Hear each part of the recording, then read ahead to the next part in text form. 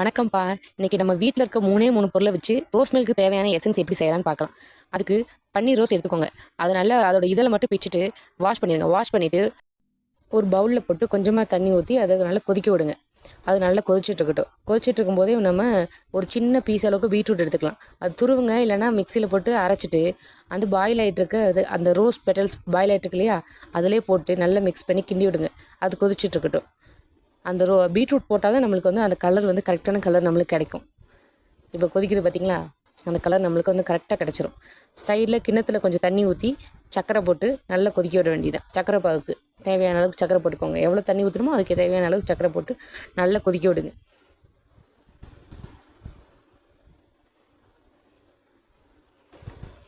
கொதிக்க விட்டுட்டு திருப்பி அந்த ரோஸ் பெட்டல்ஸ் ரெடி ஆயிடுச்சு. இதை ஆஃப் பண்ணிவிட்டு ஒரு ஃபில்ட்ரு வச்சு வடிகட்டிட வேண்டியதான்.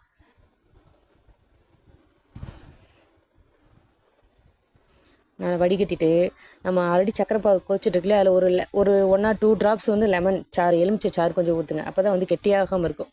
ஊற்றிட்டு அதுக்கப்புறம் நம்ம ஃபில்டர் பண்ணி வச்சுருக்க அந்த ரோஸ் பெட்டல்ஸோட சாறு எடுத்து உள்ளே ஊற்றுங்க. ஊற்றிட்டு அதையும் நல்லா கிண்டி விடுங்க. கிண்டிவிட்டு ஒரு 5 minutes கொதிக்கிட்டு அவ்வளோதான்.